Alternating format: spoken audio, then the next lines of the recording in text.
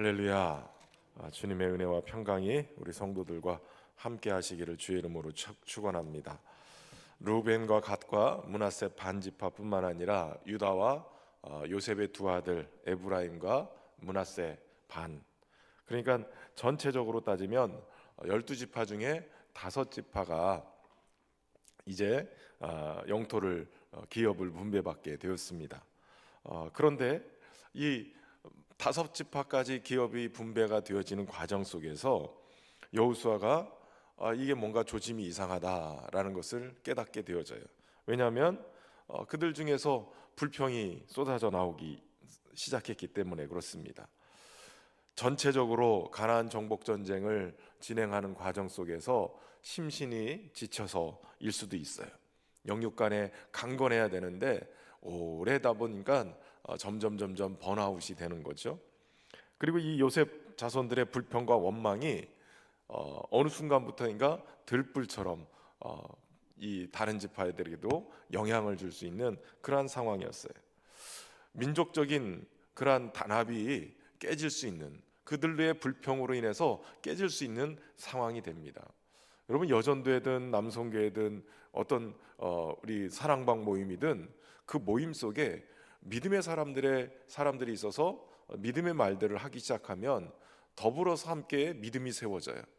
은혜의 말들이 이렇게 세워집니다. 그런데 누군가가 불평하기 시작하면 그 불평 때문에 점점 그 공동체가 불평으로 가득 차게 되어지는 거예요. 칭찬의 말, 믿음의 말 하는 것보다도 더 불평의 말이 더 강력하게 역사를 해요. 한두 명이 불평하기 시작하면 그 불평이 마치 그 감귤 같은 거, 이런 거 박스로 이렇게 한번 받아보면 그 안에 하나가 이게 딱 썩어버리면 순식간에 그게 확 다 썩어지는 것처럼 그런 느낌인 거예요. 그러니까 이스라엘 백성들이 지금 불평을 쏟아넣기 시작했다. 그러면 그 불평이 결국은 이스라엘 공동체를 전체를 다 오염시키고 망하게 만드는 거예요. 그것을 여호수아와 갈렙은 이미 45년 전에 경험한 거예요. 이미 그것 때문에 이스라엘 백성들이 가나안 땅을 목전에 두고 뒤돌아, 그래서 광야에서 40년을 지내고 그들의 부모 세대들을 다 이 애굽에선 탈출했지만 광야를 벗어나지 못하고 그렇게 사는 거예요. 여러분, 믿음의 세계는 참 놀라운데요. 애굽에서 종살이하고 묶여 살았을 때 내 자식도 내가 지키지 못하고 그저 이 노예 생활하는 그들은 다 빼앗기는 거예요. 노동력도 착취당하고 그래서 모세와 함께 출애굽한 그들은 자유인이 됐어요. 그리고 조금만 지나면, 몇 달만 지나면 가나안 땅에 가서 하나님이 예비하신 축복의 땅을 이어받을 수 있는 거예요. 그런데 광야를 거쳐서 그곳에 간 그들이 결국 노예 근성, 이 노예 때 경험했던 그것들을 버리지 못하고 결국은 이 가나안 땅 앞 목전에서 믿음이 없어서 불평하다가 광야로 가는 거예요. 그런데 믿음의 세대는, 다음 세대들은 이 가나안 땅을 이제 정복했죠. 그 정복하는 과정들 속에서 용감하게 믿음의 세대들이 격파하고 다녔어요. 두렵고 떨면서 그렇게 원망하고 불평하던, 그래서 망했던 세대가 아니라 이들은 요단강을 건너서 여리고성을 무너뜨리면서 하나님이 도우시는 그 엄청난 이 영적 전쟁을 승리로 이끌어가는 거예요. 하나님이 천지를 움직이셔가지고 아예 해도 달도 멈춰버리게 만들고, 그러면서 자연과 함께 하나님이 역사하시는 것을 보면서 이들은 믿음의 용사로 막 다 깨트리고 나간 거예요. 그런데 어느 순간에 불평이 쏟아지기 시작했다는 거죠. 하나님의 역사하셨고 하나님이 은혜를 베푸신 그 은혜를 어느 순간인가 잃어버리는 거예요. 여러분, 이 과정을 가만히 놓고 보면 우리의 믿음의 여정하고 비슷해요. 죄의 종로로 타고 마귀의 종로로 타고 그저 묶여있는 그러한 인생에서 하나님이 탈출시켜서 우리를 예수 그리스도로 인하여서 하나님의 자녀 삼으시고 광야에서 하나님의 언약 백성 되게 하시고 하나님을 예배하는 예배자로 세우셨단 말이에요. 그 축복의 땅인 이 가나안 땅을 들어가야 되는데 들어가지 못하는 거예요. 저는 성경을 연구하면서 깨닫는 한 가지 사실이 있는데, 많은 분들이 며칠 후 요단강 건너가 만나리, 이 찬송이 자꾸 머릿속에 생각이 나는지 요단강 건너가는 걸 다 죽어서 가는 거라고 생각을 해요. 근데 똑같은 찬송이잖아요. 예수는 우리를 깨끗게 하시는 주시니. 멜로디만, 아니야, 멜로디가 가사가 다른 거죠. 멜로디는 똑같은데. 그런데 가만히 연구해 보면 요단강 건너가는 거는 이 땅에서 건너가야 돼요. 죽음을 건너가는 게 아니라, 죽음을 통해서 요단강 건너가는 게 아니라 이 땅에서 믿음의 요단강을 건너야 돼요. 광야에서 그저 그냥 척박한 땅에서 살아가는 인생이 있고, 하나님이 약속하신 축복의 땅을 내 것 삼고 사는 인생이 있어요. 이 광야를 잘 훈련받고 그리고선 요단강을 건너서 하나님이 주신 약속의 땅, 이것을 주님과 함께 정복해 가는 것.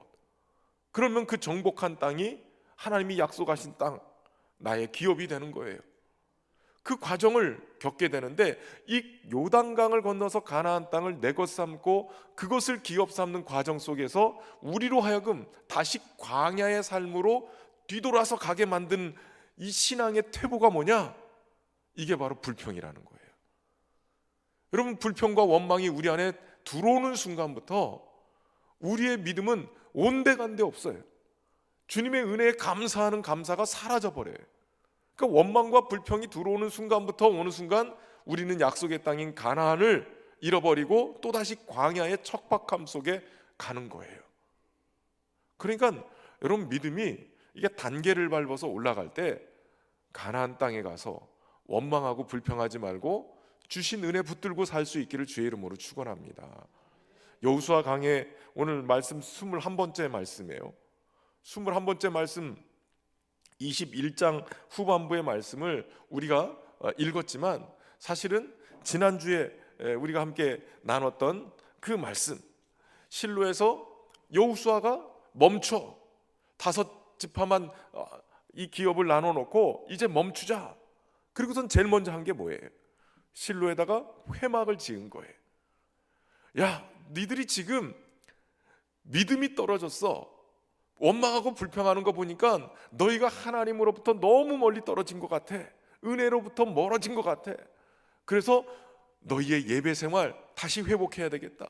주님 바라보는 믿음 생활 다시 회복해야 되겠어. 그래서 길갈에 있던 그들의 전초기지를 실로로 옮기고 이곳에서 하나님의 성막을 옮겨서 회막으로 세워주는 거예요. 하나님과의 관계가 회복되어져야 원망과 불평이 사라져요. 다른 말로 표현하면 원망과 불평이 내 안에서 쏟아져 나오는 것은 하나님과 관계가 멀어졌다는 거예요. 은혜를 잃어버리고 있다는 거예요. 믿음도 사라지고 있다는 거예요. 여러분, 여전도회나 남성교회다, 어떤 우리 섬기는 그 교회 학교 부서든 어디든 계속 그 공동체 안에서 원망과 불평이 쏟아지고 있다면 그 공동체는 금식기도 하셔야 돼요. 목사님들, 우리 교역자들뿐만 아니라 거기 부장님들이나 원망과 불평이 막 쏟아지고 뭔가 비판이 막 쏟아지고 있다, 이 은혜를 잃어버리는 거예요. 여러분, 교회는 은혜의 공동체여야 돼요. 믿음의 공동체여야 돼요. 이게 은혜를 잃어버리면 순간 가나안 땅이 아니라 광야로 와서 광야에서 다 망하는 인생이 돼버리는 거예요. 여러분, 교회라고 다 은혜로운지 아세요? 교회 공동체 안에도 은혜를 회복하고 은혜 속에 있어야, 그래야 그 공동체가 은혜의 공동체예요. 이거 잃어버리면 그 순간부터 원망과 불평이 쏟아지는 정말 지옥을 경험하는 것 같은 그런 곳이 돼버리는 거예요. 여러분이 가는 곳마다 은혜가 넘치는 공동체 되기를 주의 이름으로 축원합니다. 믿음의 한 사람이 중요해요. 하나님 그 믿음의 한 사람을 들어서 그 공동체를 축복하시고 그 공동체를 변화시키는 거예요. 여러분은 하나님이 화목하는 제사장으로 세우신 그러한 믿음의 사람들이 되시기를 주의 이름으로 축원합니다. 그러니까 백성에게서 이 문제를 지혜롭고 현명하게 하나님의 거룩한 통치를 다시 회복하고, 그러기 위해서는 예배의 자리를 회복해야 되겠다. 예배를 회복해야 되겠다. 여러분, 신앙생활에 시험 들 때 제일 먼저 나타나는 증상이 뭔지 아세요? 교회를 잘 안 와요. 예배를 안 드려요. 예배가 멈춰버려요. 예배가 대충 그냥 형식만 드려요. 나는 알잖아요. 자기 자신은 알잖아요. 지금 내가 예배 제대로 드리고 있는가? 내가 예배 시간에 딴짓하고 있는가? 머릿속에 지금 막 상상의 나래를 펴면서 딴 세계 속에 있는가? 무선 마이크가 있으면 딱 좋은데. 이분들이 지금 말씀의 은혜를 받고 있는가 없는가를 어떻게 알 수 있어요? 제가 전도사 때 우리 저기 아동부 아이들을 설교를 하다 보니까 이 아이들은 순식간에 조금만 방심하면 재미없다 그러면 몸으로 다 표현해요. 아동부 아이들 막 뒤틀고 그러다 옆에 친구 막 장난치고 그러다가 더 재미없으면 같이 뛰기 시작해. 그러니까 제가 전도사 처음 나갔을 때 이 아이들이 설교를 하는데 뛰어다니고 막 난장판을 벌이니까 제가 그때 얼마나 울었는지 몰라요. 하나님, 주의 종으로 이제 사역을 시작했는데 저 쫓겨난 녀석들도 은혜를 못 받으면 제가 어떻게 앞으로 설교를 할 수 있겠습니까? 어떤 목사님은 아이들까지도 은혜를 받고 은혜 받고 막 설교에 막 회개하는 역사가 일어난다는데 저 녀석들한테 내가 무시당하고 내가 목회를 할 수 있겠습니까? 그러고서 막 펑펑 울었어요. 그러면서 아이들 입장에서 설교를 쉬운 언어로 바꾸고 아이들이 알아들을 수 있는 예화 쓰고 그러다 보니까 아이들이 은혜를 받기 시작하는데 아이들이 듣기 시작해요. 근데 재미있는 거는 아이들이 들을 수 있는 쉬운 설교하니까 선생님들이 은혜를 받더라고요. 어른들이 더 은혜를 받아요. 그러니까 아이들은 몸으로 표현하니까 그냥 금방 드러났으니까 아이들만 신경 썼는데 가만히 생각해 보니까 선생님들은 표 안 나게 주무시고 계시고 눈 뜬 채로 주무시는 분들은 굉장히 연륜이 있으신 믿음의 공력이 높으신 분들이세요. 주로 장로님들이 그렇게 많이 하세요. 이렇게 눈 뜬 채로 주무시는 거. 어른들 설교를 해보면 어른들은 지금 설교를 듣고 있는지 없는지 막 같이 이렇게 탁 쳐다보고 있기 때문에 이분들이 지금 설교 은혜 받나 이러고선 무선 마이크 들고 옆으로 옮겨보면 알아요. 옮겨보는데 눈이 저를 안 따라오고 그냥 이러고 쳐다만 보고 있으면 지금 먼 세상에 가 있는 거예요. 그러니까 그런 거죠. 예배 말씀이 들리고 있느냐, 말씀이 들리고 있느냐, 이게 중요한 거예요. 찬송할 때 그 찬송이 가슴으로 노래를 불러지고 있느냐, 기도할 때 그냥 그 기도에 한 구절 한 구절, 우리 대표 기도하시는 장로님이나 권사님, 집사님들이 대표 기도하면 그 구절 하나가 그렇습니다, 내 마음입니다, 나하고 똑같습니다, 아멘 아멘 하면서 같이 하고 있느냐. 찬양대가 찬양을 탁 하면 찬양대는 항상 기억하셔야 될 게 예배의 찬양대는 하나님을 찬양하는데 성도들을 대신해서 세워서 하나님을 찬양하는 거예요. 그러니까 찬양대가 조금 잘못하면 하나님을 찬송하는 찬송이 아니라 복음성가를 불러요. 예배 때 복음성가 부르면 안 돼요. 무슨 얘기냐면 성가대가 사람을 향해서 노래하면 안 된단 말이에요. 찬양대는 하나님을 높여드리는 찬양을 해야 돼요. 회중을 대신해서 모든 사람이 하나님을 높여드리고 싶은데 그 중에서 음악 잘하고 이렇게 은사가 있는 사람들을 딱 세워서 그 사람들을 대신 하나님을 높여드리게끔 만드는 거예요. 그래서 찬양대가 서는 거예요. 찬양대가. 근데 찬양대가 공연하고 있으면 안 돼. 공연하고 하나님께 올려야 될 찬송이 사람을 향해서 나가면 그러면 찬양대를 세운 목적이 희미해지는 거예요. 그렇게 하세요. 예배 찬양.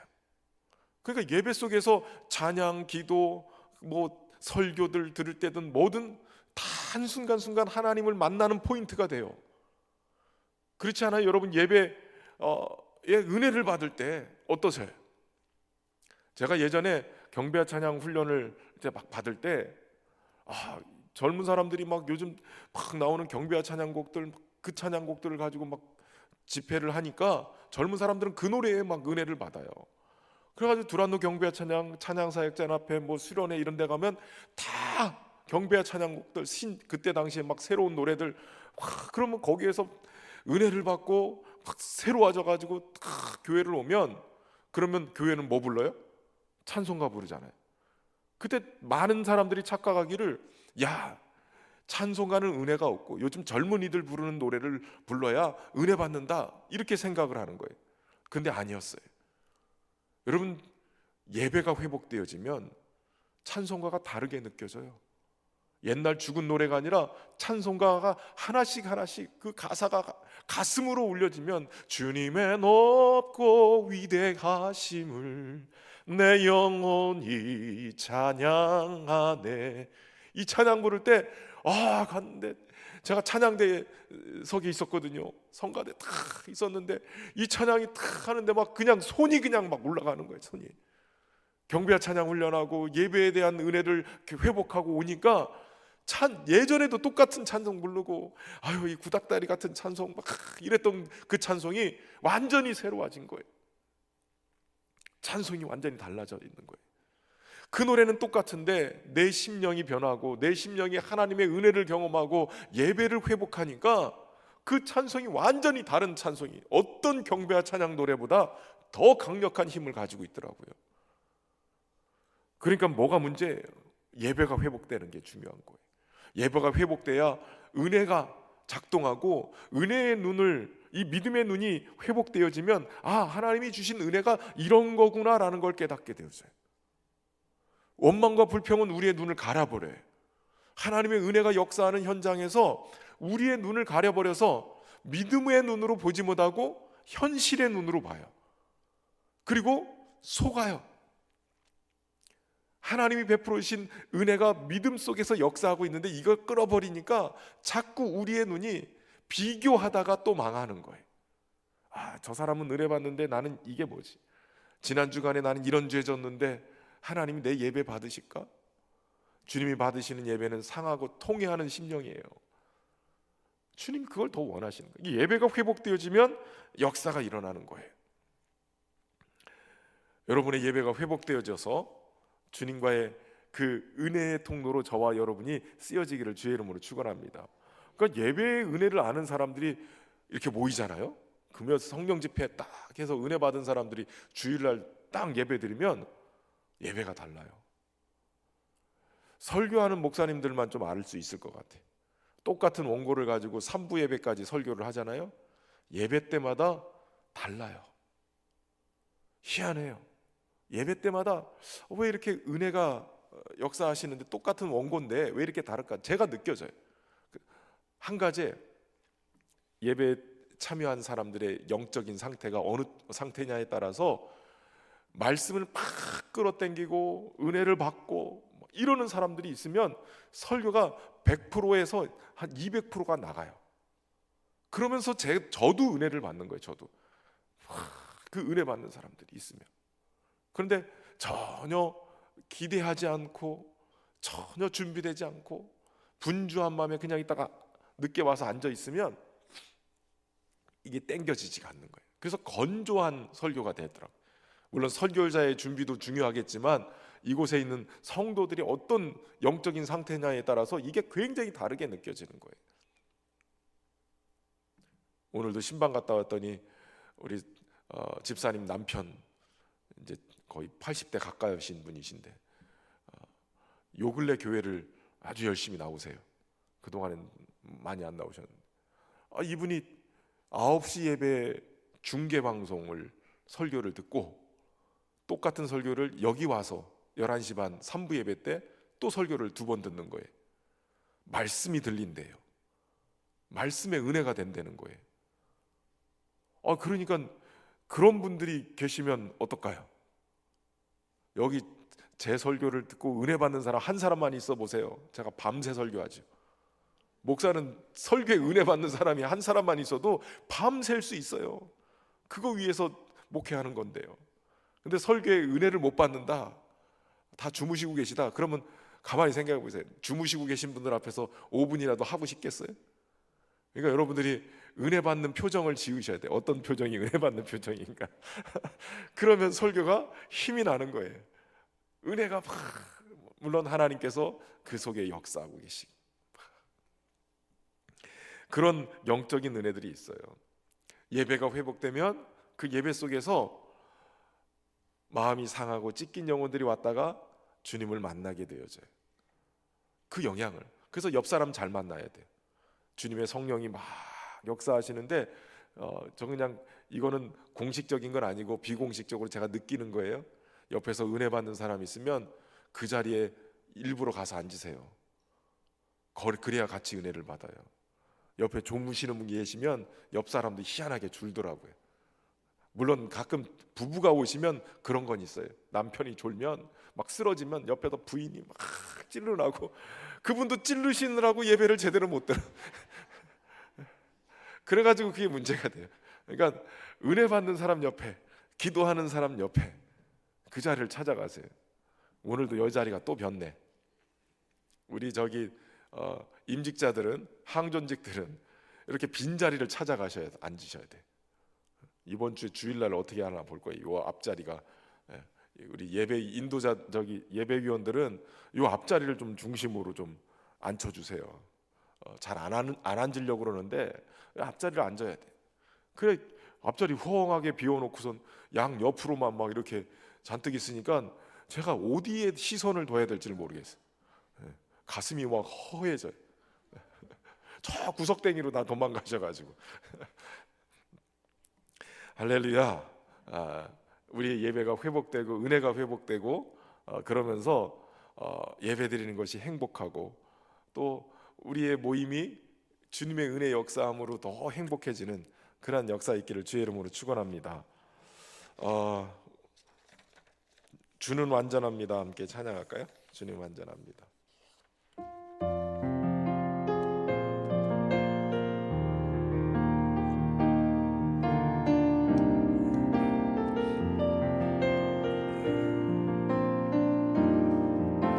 주여 우린 연약합니다. 우린 오늘을 힘겨워합니다. 주 뜻 이루며 살기에 부족합니다. 우린 연약합니다. 주여 우린 넘어집니다. 주여 우린 넘어집니다. 오늘 하루 또 실수합니다. 주의 긍휼을 구하는 죄인입니다. 우린 주만 바라봅니다. 한없는 주님의 은혜, 한없는 주님의 은혜 온 세상 위에 넘칩니다. 가릴 수 없는 주 영광 온 땅 위에 충만합니다. 주님만이 길이오니 우린 그 길 따라갑니다.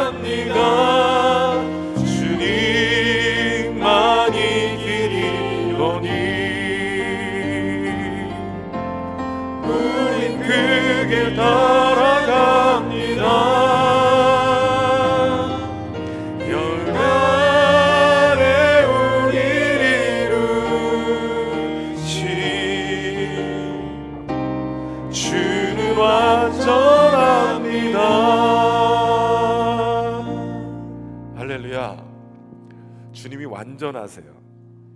주님이 완전하시기 때문에 우리가 연약하고 부족하고 넘어져도 주님이 우리를 이렇게 끌고 가시기 때문에 주님의 완전함 속에 나가게 될 줄로 믿습니다. 무엇보다도 주님의 영광은 온 땅에 충만하신 분이에요. 은혜도 충만해요. 그래서 은혜 위에 은혜로라. 은혜와 진리가 예수님 안에 충만한 거예요. 그래서 우리가 주님께 나가면 은혜와 진리가 충만하신 예수님의 그 충만함으로부터 우리가 충만을 받잖아요. 그러니까 주님을 향해 나가기만 하면, 주님을 바라보기만 하면 주님으로부터 충만이 우리에게 임하는 거예요. 그러니까 예배는 그 주님의 충만을 경험하는 자리가 예배예요. 주님을 이렇게 바라보면 충만해지는 거예요.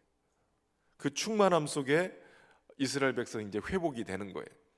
그러면서 어느 때까지 너희가 지체하겠느냐, 그러면서 다시 그들을 독려하죠. 여러분, 예배 속에서 주님을 경험하면 우리의 믿음이 다시 힘을 얻게 되고 또 주님이 주시는 비전을 향해서 나갈 수 있게 되어지는 거예요. 주저앉았던 우리의 믿음이 힘을 얻어서 주님이 주신 비전의 땅을 다시 가서 밟고 믿음과 확신의 소망을 가지고 돌아오게 되는 거죠. 그리고 나서 이제 이어서 베냐민 지파부터 기업을 다시 분배를 합니다. 베냐민 지파는 유다 자손, 요셉 자손의 중간에 위치한 기업을, 땅을 분배받습니다. 그런데 여러분, 이 베냐민 지파부터 오늘 우리가 18장 후반부부터 11절부터 베냐민 자손부터 해서 계속 남은 지파들을 땅을 분배하는데 그 내용들을 다 얘기를 할 수는 없고, 이 베냐민 자손은 막내잖아요. 그런데 이 유다와 이 요셉 지파 사이에 중간 역할을 하고 있는 거예요. 어떻게 보면 이 베냐민 지파가 요셉 지파와 함께 굉장히 우애가, 요셉과 함께 우애가 있는 그런 같은 어머니 밑에서 자라서 그런지 그랬는지 하여튼 우위가 남달랐잖아요. 그러니까 베냐민 지파는 요셉 지파와 그리고 또 이 유다 지파가 이 베냐민 지파를 둘러싸고 이렇게 덮어주는 그러한 자리가 됐어요. 위아래로 유다와 요셉 지파를 또 오가면서 또 이 교량 역할을 하는 중추적인 역할을 했어요. 그런데 이 베냐민 지파가 이방 세력들에게 굉장히 약탈을 당하는 그러한 대상자가 또 되기도 했어요. 그래서 베냐민 지파가 굉장히 호전적인 그러한 성격을 띠게 됩니다. 그래서 사실은 이 야곱의 마지막 유언에 베냐민은 물어뜯는 이리와 같다, 이렇게 예언을 했는데 굉장히 호전적인 민족이 되면서, 그러면서 그 역할을 또 하게 되는 거예요. 베냐민 지파를 하나님은 민족과 가족 사이에 두어서 그들을 지키고 보전하기도 하지만 또 그 사이에서 외적의 침입으로 인해서 어려움을 겪을 때 그들이 또 그것을 가지고 호전적인 민족으로 또 세워져 가게끔, 어떻게 보면 하나님께서 그들을 나름대로는 지키고 보호하시고 그 성격과 기질조차도 활용을 해서 세워가는 그런 장면을 보게 됩니다. 그 속에서 은혜를 그들도 누리고 있는 거죠. 다양성을 보게 되는 거예요.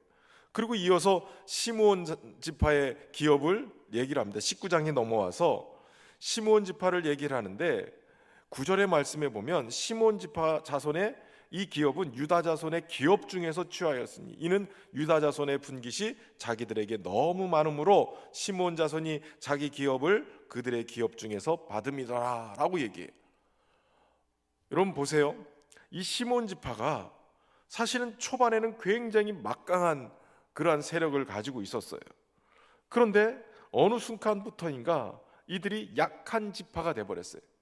그 이유가 뭐냐면 예전에 광야에서 족장 중에 시므리라는 족장이, 바알부올 사건 기억하세요? 이스라엘 백성들이 이 어찌됐든 간에 믿음을 지키고 잘 하려고 그럴 때, 그때 음행의 사건을 연루가 되게 돼요. 그 여인을 그 신전 제사장으로 있는 신전의 여인들이 이스라엘 남자들을 유혹해서 그들로 하여금 영적인 타락, 육체적인 타락뿐만 아니라 영적인 타락, 그래서 거기에 우상을 숭배하게끔 그렇게 만들어 버린 거예요. 그런데 이 시므리는 그런 과정에서 그냥 이스라엘 백성들이 연병에 의해서 굉장히 막 죽게 되어지는 그런 과정 속에도 정신 못 차리고 이스라엘의 영내로 오므리라는 여인을 데리고 그러고선 장막에 들어가서 음행을 하게 되는 상황이 되는 거예요. 그것 때문에 우리가 잘 아는 비느하스가 들고 들어가가지고 꿰뚫어서 죽이는, 그래서 하나님이 비느하스의 이 열심 때문에, 그 질투 시기 때문에 하나님이 멈추시는 그런 은혜를 경험하게 돼요. 그 과정 속에 앞장섰던 사람이 이 시므리라는 사람, 결국 바알볼 사건 때문에 이 시므온 지파에 엄청난 이 어려움이 있게 되고, 쟁쟁했던 이 지파가 가장 쪼그라들어서 열세한 그러한 상황이 벌어진 거예요. 한 사람의 죄가 완전히 그 지파를 초토화시키는 상황이 벌어지게 되는 거예요.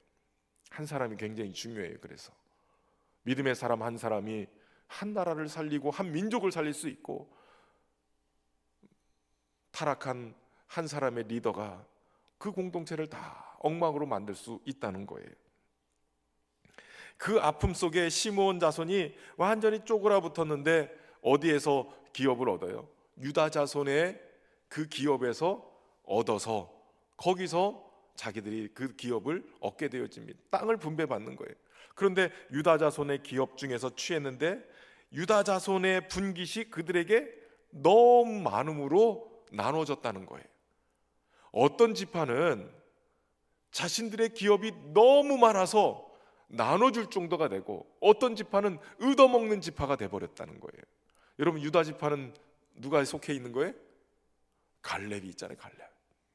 갈렙이 속해 있는, 그러니까 믿음의 사람이 속해서 그곳에서 이 산지를 내게 주소서 하고 달려들었던 사람들, 믿음의 사람들이 있으니까 그곳은 자신들이 정복해가면서 엄청나게 큰 그러한 기업을 내 것으로 차지하고 났는데 너무 많았다는 거예요. 그런데 움직이지 않고 쪼들어붙어 있는 이 시므온 지파는 그저 얻어먹는 인생이 돼버리고 말았어요. 여러분, 믿음 생활하면서 얻어먹는 인생이 있고 나누는 인생이 있어요. 어떤 인생이 더 좋아 보이세요? 기왕이면 나눠주는 인생이 돼야 되겠죠. 나눠주는 인생이 되려면 중요한 것은 믿음으로 도전하는 사람이 돼야 돼요. 앞에 분배받았던 사람들은 다 믿음의 용사들로 가서 하나님이 주신 그 땅 믿음으로 밟고 내 땅 만들고 거기를 취했던 사람들이에요. 그러나 다른 지파들은 지체하고 멈춰 있다가 그저 그려가지고 온 거를 제비 뽑아서 나누는데, 이 시므온 지파는 제비 뽑는 정도가 아니라 남의 땅 그저 얻어먹는 존재가 돼버렸다는 거예요. 목회를 뭐 길게 한 것 같진 않지만 그래도 전도사 때부터 시작을 하면 거의 30년을 했네요.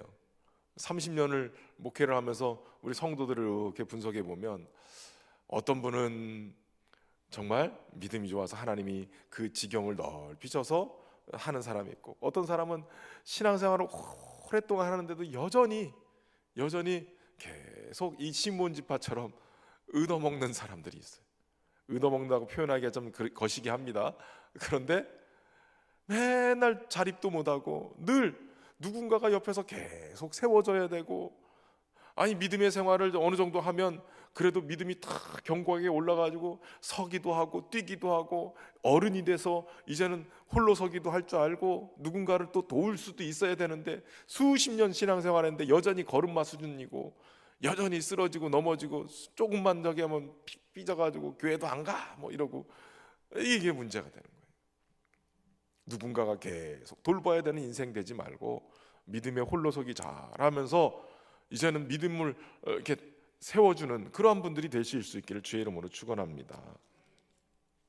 시몬 자손뿐만 아니라 이제 스불론 자손 넘어가고 이사갈도 납달리도 아셀 단 자손까지 가는 거예요. 그래서 기업을 분배하는데 여러분, 단 자손을 보시면 19장 47절에 보면 이 단자손이 또 독특해요. 단자손 47절에 보면 단자손의 경계는 더욱 확장되었으니 이는 단자손이 올라가서 레셈과 싸워 그것을 점령하여 칼날로 치고 그것을 차지하여 거기 거주하였습니다. 그들의 조상 단의 이름을 따서 레셈을 단이라 하였더라. 그 중에도 이 단은 가서 점령하고 그 레셈이라는 동네를 아예 단이라는 이름으로 딱 명명했던, 지도를 보여주면 좋은데 단은 여러분 이스라엘의 저 꼭대기 단이라는 곳이 있어요. 거기서부터 강이 흘러서 내려오는데 이걸 요단강이라고 그래요. 내려오면서 갈릴리 호수를 거쳐서 쭉 내려오면 사해바다, 바다라고 표현하는데 사해 호수가 있는 거죠. 그래서 저 꼭대기 그곳이 단이에요. 지금 이 단이 거기에 가가지고 싸우는 거예요. 아모리 족속, 블레석 족속과 만나는 그 지점에서 매우 협소한 영토를 받았는데, 그랬는데 이들이 여기서 도저히 안 되겠다. 그래서 북쪽으로 올라간 거예요. 그리고 그곳에서 레셈이라는 땅을 공격해서 그것을 차지하는 거예요. 그리고 단이라고 개명한 거예요. 자기에게 주어진 그 한계에서 머무르는 인생이 아니라 더욱 확장하는 그런 인생이 되고 있었다는 거예요. 우리는 때로는 우리 자신의 한계에 그냥 좌절하고 머무를 때가 있어요. 가만히 보면 내 환경, 내 가정, 우리 부모 여러 가지 환경을 탓하면서 그냥 머물러 있을 때가 있어요. 그런데 단은 그러지 않았다는 거예요. 내가 왜 이 모양이야? 내가 이렇게밖에 안 되는 거는 이 환경 때문이야. 그런데 단은 안 그랬다는 거예요. 새로운 땅을 개척하고 거기서 싸워서 그곳을 도리어 그 단자손의 조상인 단의 이름을 거기다가 딱 세워놓는 거예요. 자식이 열심히 그 경계를 뚫고 경계를 넓혀가지고 아버지의 이름으로 그 지역을 명명한다는 것은 멋진 일이에요. 그럼 우리가 기도해야 될 것은 우리의 자녀들이 우리 부모들의 신앙보다 더 좋아서 저들의 신앙의 지경이 넓어지고 도리어 자신들일 뿐만 아니라 자신들을 여기까지 인도한 부모님들의 이름을 영광스럽게 하는 그런 다음 세대, 우리 자녀 세대가 되기를 소망합니다. 자녀들한테는 그렇게 바라는데 나는 어떨까요? 나는 우리 부모님이 물려주신 믿음, 그것보다 더 좋은 믿음의 사람인가? 우리 부모님이 신앙의 유산으로 물려주신 그것보다 나는 지경이 넓어졌는가? 그걸 돌아볼 필요가 있어요. 물론 저는 일대예요. 일대. 어머니랑 교회를 같이 갔기 때문에. 그런데 여기 지금 몇 대 이렇게 계신 분들 있잖아요. 적어도 기도는 우리 어머니를 닮아야지. 우리 할머니도 이렇게 기도하셨는데 이런 분들이 여러분 계실 거예요. 믿음의 이 지경을 넓혀가는 은혜가 있기를 주의 이름으로 축원합니다. 기업 나누기를 다 한 다음에 12지파를 다 나눈 다음에 그제서야 지도자인 여호수아의 기업을 나누는 장면이 바로 20장 앞에 19장 마지막 쪽에 있습니다. 엄밀히 따지면 여러분 여호수아는 이스라엘의 지도자일 뿐만 아니라 가나안 땅을 정복해낸 아주 최고의 대우를 받고 영웅 같은 그런 존재예요. 그런데 남들에게 다 모든 지파에게 분배를 다 하고 나서 맨 마지막에 분배를 받아요. 그 분배가 여호수아가 50절에 보면 여호수아가 요구한 성읍 에브라임 산지 딥낫세레를 주었다. 그래서 여호수아가 요구했으니까 좋은 땅이고 좋은 것이겠지라고 생각하는데 이 딥낫세레가 폐허에 가까운 보잘것없는 성읍이었던 거예요. 제일 대우를 많이 받고 제일 먼저 그 땅을 제일 좋은 땅을 받아도 합당한 그러한 지도자인데 남들 다 좋은 것 주고 맨 마지막에 가장 폐허 같은 별 보잘것없는 성읍을 달라고 하고 그리고 그 성읍을 건설하고 거기 거주했다는 거예요. 다시 건설할 정도로 폐허였다라는 거죠. 제일 큰 공로를 한 사람이 제일 허접한 대우를 받는 거예요. 근데 이것이 리더십의 위대함이죠. 여호수아가 그만큼 믿음의 사람이고 성숙한 하나님의 사람이었다는 거예요. 그러니까 내 욕심 차리는 게 아니라 자신의 지위를 이용해서 나의 영달을 취하고자 헛된 노력한 게 아니라 도리어 낮아져서 성경적으로 예수님이 가르친 것으로 섬기는 자가 되어지면 하나님이 높여주시는 거죠. 욕심을 뒤로 한 채 오직 하나님의 영광을 위해 그 백성들의 유익을 위해서 헌신했던 이 여호수아가 빛을 발하는 거예요. 하나님과 사람 앞에서 겸손할 줄 아는, 그렇게 하니까 이 분배가 은혜롭게 잘 끝난 거죠. 가만히 생각해 보세요. 물론 합당하게 자기 것 챙길 수도 있을 거예요. 근데 내 욕심 차리는 순간부터 모든 지파가 똑같이 욕심을 차리면 다 망가지는 거예요. 근데 여호수아는 맨 마지막 때서 자신의 욕심을 내려놓고 그렇게 하니까, 그렇게 헌신하고 그렇게 내려놓으니까 이 지파가 은혜롭게 모든 분배가 끝나게 된 거예요. 여러분, 어디든 은혜로운 곳이 되려면 누군가의 헌신이 있는 거예요. 여러분, 교회가 평안하게 은혜롭게 흘러가기 위해서는 누군가가 참고 누군가가 아무도 인정하지 않는 그곳에서 헌신하고 눈물 흘리고 봉사하는 사람이에요. 어떤 집사님 보니까 아침에 와가지고 화장실 청소 싹 해놓고 그냥 이름 없이 빚도 없이, 제가 생각할 때는 그런 분들을 우리 성도들이 알았으면 임직투표에서 그분을 뽑았을 거예요. 뒤에서 헌신하시는 분들이 너무 많은데 이게 눈앞에 딱 드러나는 거를 안 보이니까 전혀 모르시고 그냥 투표를 해버려가지고, 물론 그분들도 다 하나님의 그 계획하심 속에 분명히 있을 거예요.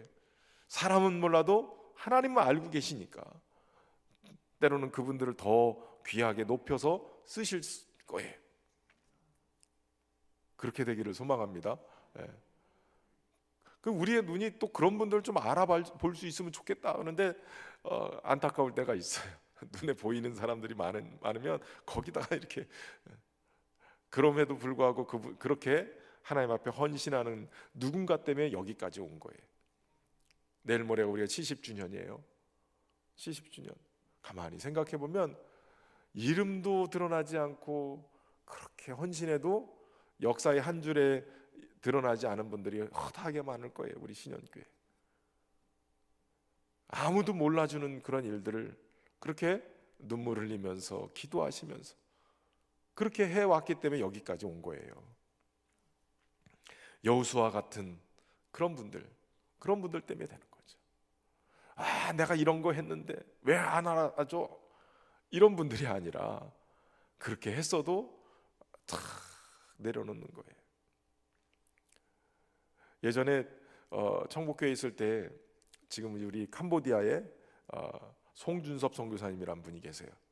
거기에 이제 기독교 봉사회관 있고 우리 중고등부 선교팀인도 거기를 좀 다녀왔는데, 프놈펜에 그 선교센터를 처음 지을 때 한 4억인가 5억인가 들었어요.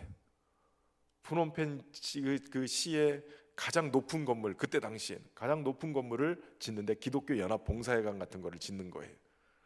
그것을 지어서 그곳에서 선교사님들 위한 예배 처소, 또 그리고 거기에 게스트하우스뿐만 아니라 여러 시설들을 넣어가지고 또 성소공회도 들어와가지고 성경 또 보급하는 일, 이런 것들을 다 할 수 있도록 그렇게 센터를 짓는데, 여러 교회에서 1억씩 다 맡아가지고 하기로 한 거예요. 근데 한 교회에서 목사님이 사임하게 되고 떠나는 상황이 벌어졌어요. 그러니까 거기서 계획했던, 목사님을 통해서 계획했던 1억이 헌금이 안 들어온 거예요. 그러니까 공사가 진행되다가 이게 멈춰야 되는 상황이 벌어졌어요. 근데 그때 청북교회도 1억 헌금했다가 이런 문제를 가지고 이제 파송 선교사니까 청북교회 와서 얘기를 하신 거예요. 김영태 목사님이 그럼 그 1억을 우리가 하겠다. 다른 데는 다 1억씩 했잖아요. 여기는 2억을 2배를 한 거예요. 그런데 완공이 되고선 이제 딱 현판을 붙일 때 또 문제가 생긴 거예요. 다 각자 교회들마다 1억씩 했으니까 우리 교회 이름 붙여줘, 이렇게 된 거예요. 그 1억도 그때 당시 작은 돈 아니잖아요. 큰 돈이죠. 우리 교회 이름 붙여줘. 1층에 무슨 관 하면은 무슨 자기들 이름 다 붙이기를 원하는 거예요. 그때 김영태 목사님이 하신 게, 야, 우리가 2배로 냈는데 우리 교회 이름 다 빼. 일단 우리 교회 이름부터 다 빼. 청복교회가 제일 많이 했는데 청복교회 이름 다 빼.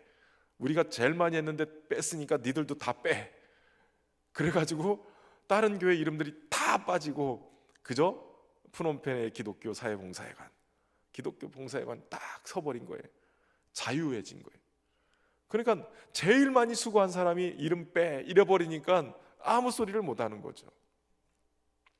여러분, 교회는 이름을 내는 곳이 아니라 도리어 낮아져서 이름이 사라지더라도 마치 세례요한이 광야에 외치는 자의 소리, 외치는 자의 소리, 주님의 길을 예비하기 위해서 외치는 자의 소리가 됐는데 소리는 들리고 나면 사라지는 거예요.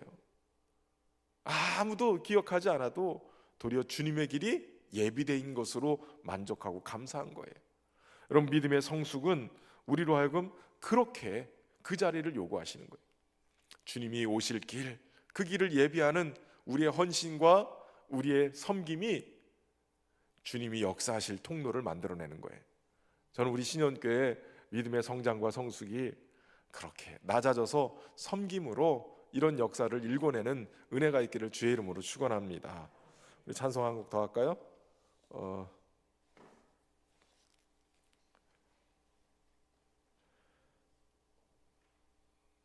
예, 우리 아까 불렀던 찬송가를 부릅시다. 찬송가. 드럼이 없죠. 일렉 기타를 좀 치면 좋겠어요. 그냥 스트로크로. 자, 구주 예수 의지함을 우리 박수 치면서 함께 찬양하겠습니다.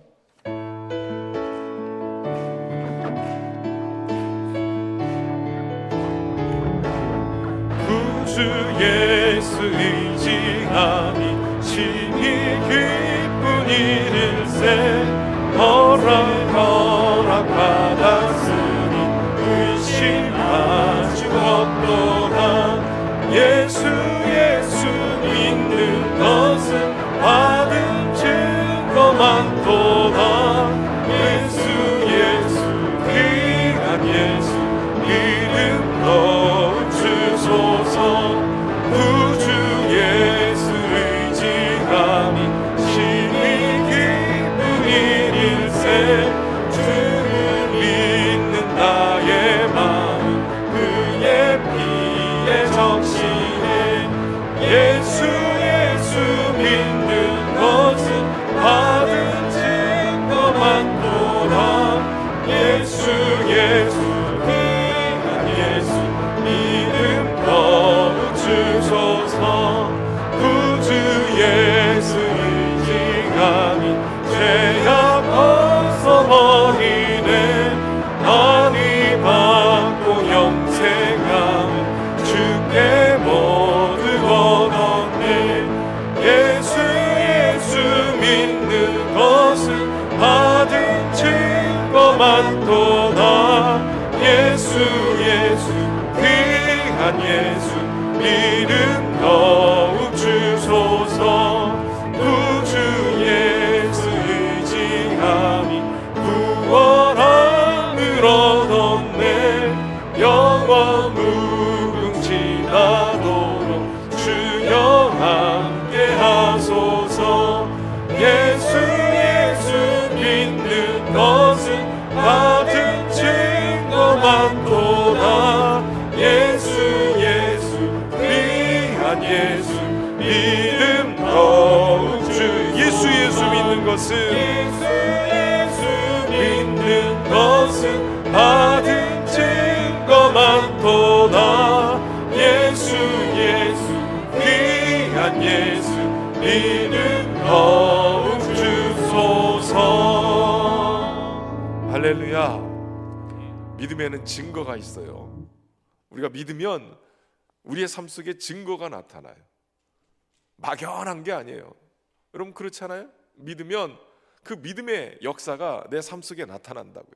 그 증거가 많으면 많을수록 우리의 믿음이 좀 더 단단해져 가죠. 근데 평생 신앙생활하면서 믿음의 증거를 경험하지 못하면 이게 안타까운 거예요. 믿고 기도하면 역사가 일어나고요, 믿고 행동하면, 순종하면 하나님이 그곳에서 역사하시는 게 보여요. 그리고 그 믿음의 증거가 우리의 영안을 열어서 하나님이 어떻게 역사하셨는지 이걸 또 보게 만들어요. 그게 없으면 일상에 그냥 다른 것과 똑같이 그냥 흘러가는 거예요. 그런데 믿음이 역사하면, 이게 하나님이 이렇게 해서 이렇게 내 삶에 이런 어려운 고난도 허락하셨고, 또 이것도 하나님이 이렇게 만드시려고 이렇게 하셨구나 깨달아지는 때가 있어요. 따라해서 해보세요. 깨닫는 게 은혜다. 보이는 게 은혜다. 뭐가 보여요? 막 이상하게 막 환상 속에 주님이 있다 뭐 이런 거 하시는 거예요? 그게 아니라 주님이 역사하신 흔적들이 눈에 보여야 돼. 이게 보이기 시작하면 이게 그래서 그랬구나. 그게 그러면 감사가 넘쳐나게 되죠. 감사할 수밖에 없어요. 여기까지 인도하신 것, 사실은 여호수아가 그렇게 자신의 몫을 포기하고 마지막에 가장 어떻게 보면 욕심내지 못하고 그냥 그렇게 했던 것은 여호수아에게 베푸신 하나님의 은혜가 그에게 그렇게 할 수 있도록 만들어준 것일 수 있어요. 그러니까 내려놓을 수 있는 것은 그 은혜가 크기 때문에 내려놓을 수 있는 거예요. 그럼 봉사하고 헌신하고 이름 없는 것에서 그렇게 할 수 있는 비결이 뭐예요? 내가 잘나서요? 아니에요. 주님이 은혜 주시니까 그걸 감당할 수 있는 거예요. 주님이 나에게 주신 은혜를 깨닫고 감격하니까, 까짓 사람이 안 알아주면 어때? 사람에게 칭찬 못 받으면 어때? 주님이 칭찬하시고 주님이 알아주시는데, 도리어 주님이 나에게 베풀으신 은혜가 너무 크니까 내가 그것도 얼마든지 할 수 있지. 기꺼이 내가 이걸. 그러니까 여러분, 봉사 교회에서 섬기는 일들을 할 때 내 안에 은혜가 떨어지면 안 돼요. 기쁨을 잃어버리면 그거는 봉사하다가 불평만 툭툭툭 튀어나와요. 그러니까 기도하시고 화장실 청소하더라도 정말 기도하시고 은혜가 역사할 때 가서 청소하세요. 기도 안 하고 가면 불평만 막 쏟아지는 거예요. 여호수아가 그것을 감당할 수 있었던 이유는 하나님의 은혜가 그의 삶 속에 차고 넘쳤던 거예요. 나중에 보겠지만 나와 내 집만은 여호와를 섬기겠노라. 이 고백을 할 수 있는 것은 여호수아에게 하나님은 선하신 분이었던 거예요. 여호수아에게 하나님은 좋은 것 주시는 분이셨던 거예요. 나를 이렇게 그냥 모세의 수종드는 종 정도밖에 안 됐는데 하나님이 나를 이스라엘의 지도자로 세우시고 여기까지 인도하신 것, 나를 써주신 것, 그것만으로도 감사하는 거예요. 너무 감사하기 때문에 나와 내 집만은 오직 여호와를 섬기겠노라고 그 고백을 할 수 있는 거죠. 지금 쓰임 받고 있다면 감사하세요. 얼마나 감격스러운 일인데요. 그 뒤에 이스라엘의 도피성을 정하는 것을 20장에 그려주고 있어요. 이스라엘의 부지 중에, 다시 말하면 고의적인 살인이 아니라 어떻게 하다 실수해서 사람을 죽였을 때, 그때 하나님은 이것을 모세에게도 말씀하시고 명령하셔서 이스라엘에게 도피성을 만들라고 얘기를 해요. 이 6군데, 전국에 6군데 도피성을 만들어 놓고 레위 지파가 그것을 다스리게 하고 거기에 제사장이 거하게 만들어요. 그리고 그곳에 이 도피성에 만약에 복수를 하기 위해서 이 사람을 죽이려고 친척이든 친구든 누군가가 계속 쫓아올 수 있는데, 이 도피성만 들어가면 거기에서 보호함을 받게 만드는 거예요. 그 성 앞에 도착해서 제사장에게 내가 이런 상황 때문에 부득이하게 실수로 사람을 죽게 했습니다. 그러나 피해 보복자들이 나를 죽이려고 오니 나를 살려주십시오. 그러고선 들어가면 그 대제사장이 죽을 때까지 거기서 머물면서 보호함을 받게 만든 거예요. 여러분, 가만히 생각해 보면 이스라엘의 이 도피성이 6군데가 있으면서 전국에서 다 거기만 들어오면 사는 거예요. 여러분, 우리의 죄는 크든 작든 우리를 사망의 몸으로 끌고 가게 만들어 있어요. 마치 돌멩이가 크든 작든 물에 던지면 다 빠지듯이, 여러분, 우리의 죄는 크든 작든 우리가 생각할 때 크고 작음의 문제가 아니에요.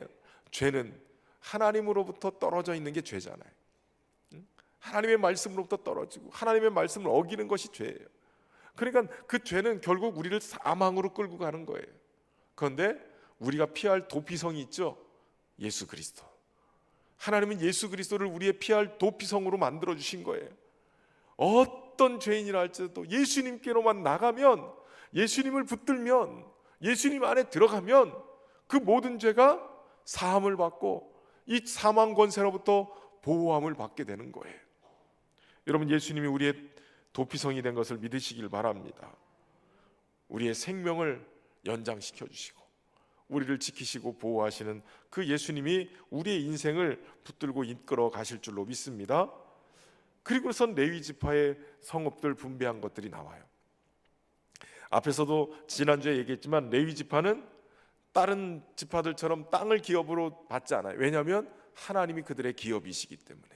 레위 지파를 하나님이 특별하게 세우셔서 그들을, 이스라엘의 장자를 살리셔서, 애굽 땅에서 장자들을 죽이면서, 그러면서도 이스라엘 장자들은 넘어가게 했죠. 죽음의 사자가 문설주에 어린 양의 피가 발려졌을 때 넘어가게 해서 장자들을 하나님이 살리셨어요. 그러니까 하나님께서 이 장자에 대한 권한이 있으신 거예요. 이스라엘의 장자를 살리신 그것으로 인해서 레위 지파를, 이스라엘의 장자를 대신 살리시면서 레위 지파를 하나님의 것으로 취하셨어요. 그러니까 레위 지파는 하나님이 살리시고 하나님이 기업이 되셔서 그들을 하나님을 섬기는 자들로 세워 놓으신 거예요.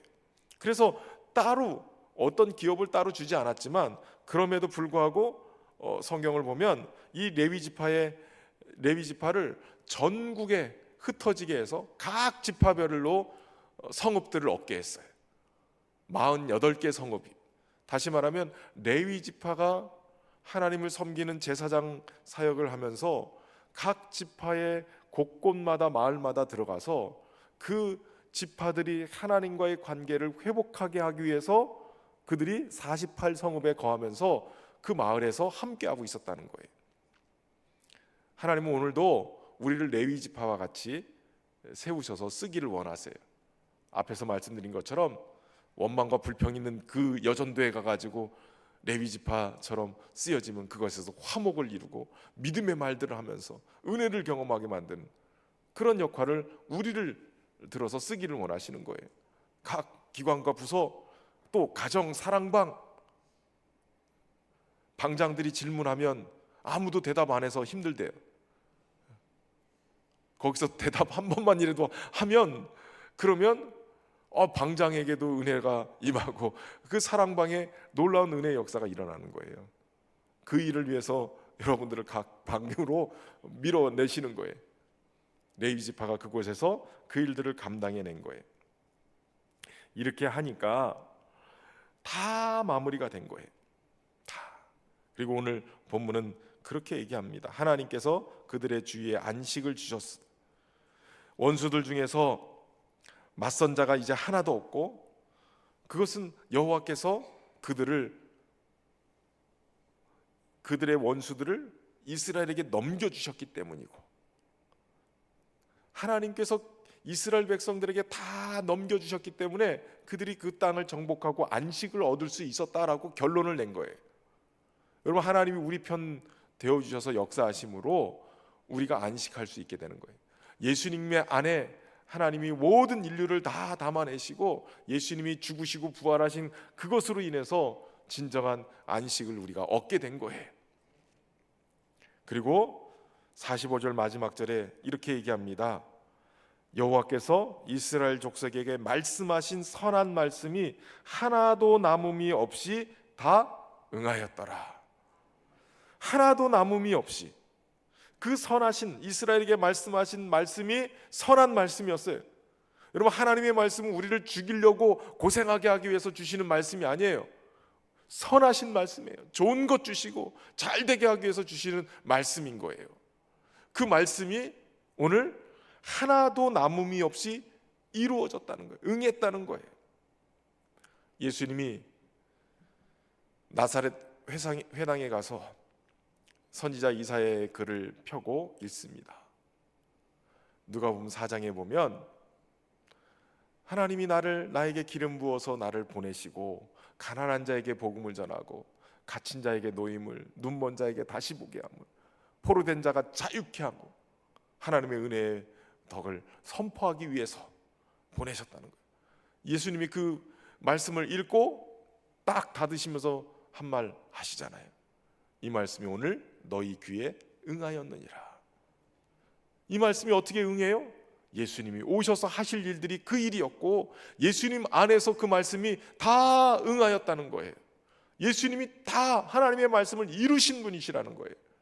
오늘 우리에게 예수님은 도피성이기도 하지만 원수들을 물리치고 안식을 주시는 분이시기도 하지만 하나님의 말씀을 완전하게 응하시는 하나님의 마침이 되시는 분이 예수님이신 거예요.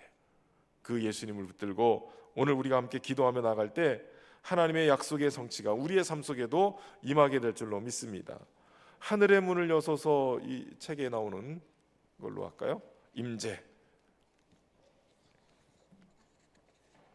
찬양하시고 기도하며 나가겠습니다.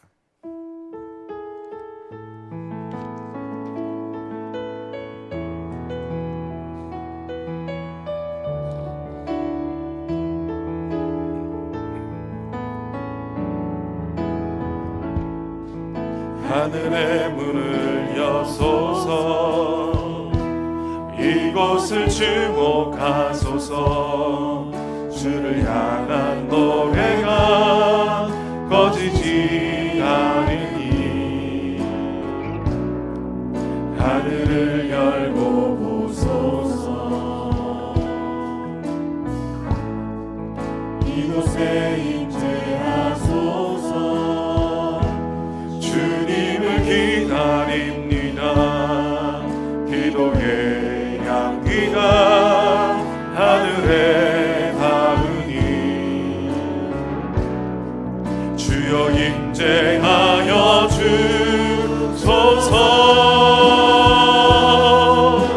이곳에 오셔서 이곳에 앉으소서 이곳에서 예배를 받으소서 주님의 이름만이 오직 주의 이름만 이곳에 있으니 하늘의 문을 여소서 하늘의 문을 여소서 이곳을 주목하소서 주를 향한 노래가 꺼지지 않으니 하늘을 열고 보소서 이곳에 임재하소서 주님을 기다립니다. 기도의 향기가 하늘에 닿으니 주여 임재하여 주소서 이곳에 오셔서 이곳에 앉으소서 이곳에서 드리는 예배를 받으소서 주님의 이름만이 오직 주의 이름만 이곳에 이곳에 오셔서 이곳에 앉으소서 이곳에서 드리는 예배를 받으소서 주님의 이름만이 오직 주의 이름만 이곳에 오셔서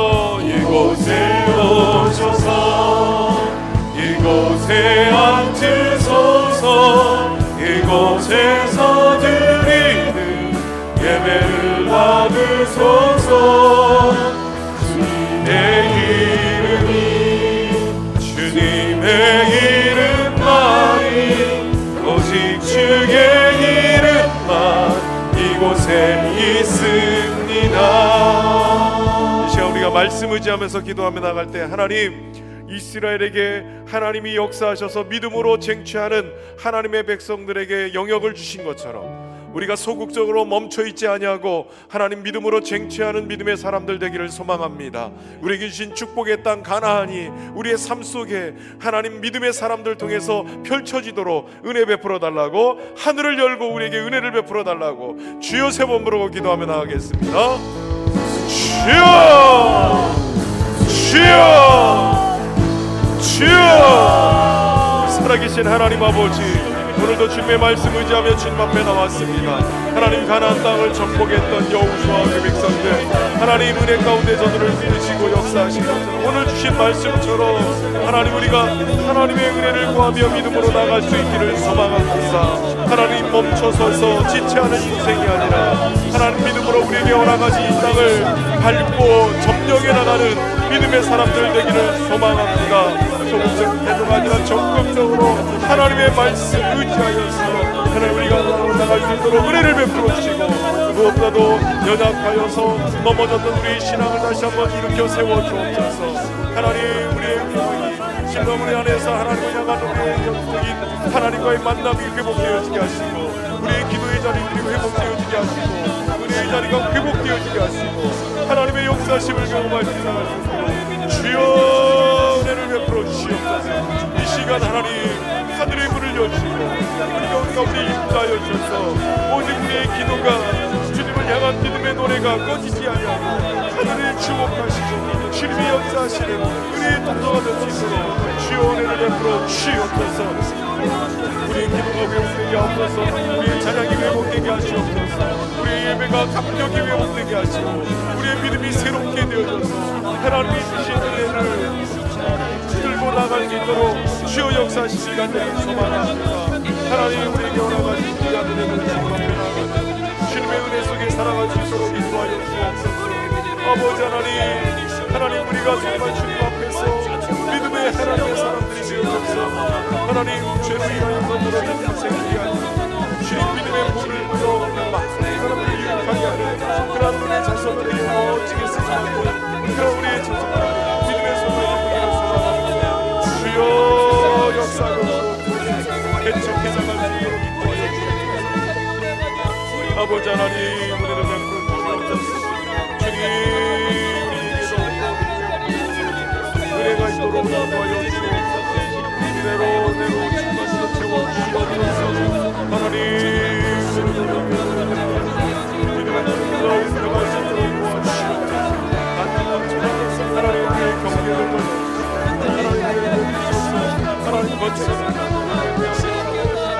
모든 성도들이 주님의 개척자들이 되게 하시고 하나님 지경을 넓혀가는 믿음의 사람들이 될 수 있도록 주여 축복하여 주시옵소서. 이 밤도 하나님의 하나님의 역사하시고 주여 성령님 역사하시고 주여 다스려 주시옵소서.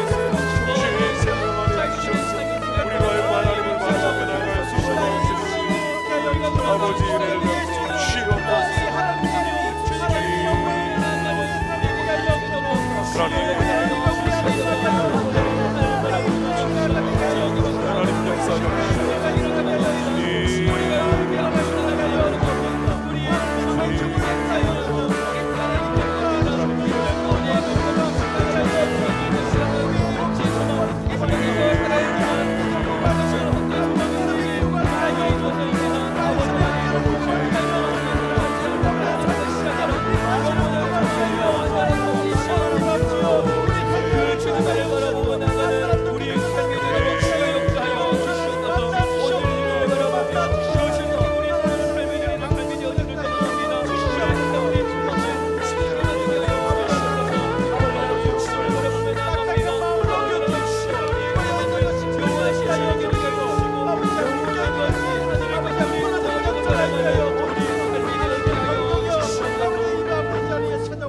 이어서 말씀 의지하며 기도하며 나가겠습니다. 하나님, 우리가 여호수아와 같이 하나님 우리 자신의 안녕과 영달을 취하지 아니하고 오직 주님이 베푸신 은혜에 감사하면서 나와 내 집만은 주님만을 섬기겠노라고 고백하면서 낮아진 곳에서, 이름이 없는 곳에서 하나님 헌신하고 주님 앞에 오직 주님께만 영광 돌릴 수 있는 우리의 믿음의 성장이 있도록 주님 인도하여 주옵소서. 우리를 통해서 우리 신현교회가 많은 믿음의 사람들이 있는데 그 중에서도 헌신하는 많은 사람들의 보이지 않는 그런 헌신 속에서 커져왔는데, 하나님 우리의 이름을 드러내기보다는 오직 하나님의 영광을 드러내는 믿음의 사람으로 우리가 세워질 수 있도록 주님 역사하여 주옵소서. 우리 함께 주여 3번 부르고 교회와 또 우리의 믿음의 헌신자들을 위해서 기도하며 나가겠습니다. 주여, 주여, 주여. 살아계신 아버지 하나님, 다시 한번 주님을 위하며 주님 앞에 나갑니다. 하나님, 사람 앞에 앞세우고 우리 자신을 하나님 우리의 권리를 주장하면서 그것에 인정받는 것으로 믿음의 인생이 아니라 성장과 성숙을 이루어서 여호수아처럼 자신의 욕심을 내려놓고 헛된 노력하지 않아 오직 하나님의 은혜 앞에 하나님과 상대를 겹쳐 오직 하나님의 영광을 드러내는 길을 내는 인생으로 살아갈 수 있도록 주여 은혜를 베푸시기를 소망합니다. 70년 동안 우리 신현교회를 지키시고 많은 믿음의 헌신자들을 통해서 여기까지 인도하신 주님의 은혜로 붙잡아 주셔서 여기까지 우리 교회를 성장하고 공부하게 하시는 것 믿습니다. 하나님, 저들의 헌신과 은혜를 주님을 구하며 나갑니다. 정말 우리가 믿음의 사람들로 성장과 성장을 여호수아와 같이 그렇게 이루 없어지는 것이 없어지는 저들과 같이 우리가 주님의 은혜 앞에 서기를 소망합니다. 아버지, 은혜 앞에 주님, 아버지, 정말 그러한 믿음의 헌신자들 많이 일어나시도록 성장하고 성숙한 믿음의 신분이 많이 하나님 은혜를 베풀어 주옵소서. 아버지, 많은 사람들에게 보내는 것처럼 저들이 상처받지 않고 오히려 더 믿음의 성령을 이루어서 주님의 뜻을 이루어가는 은혜가 있도록 하나님 도와주시옵소서. 아버지, 아버지, 주님과 같이 저들의 헌신을 통해서 아버지 맡기신 사명이 하나님 도우시고 인도하여 주시옵소서. 아버지, 은혜를 베푸시옵소서. 하나님 역사하여 주시옵소서.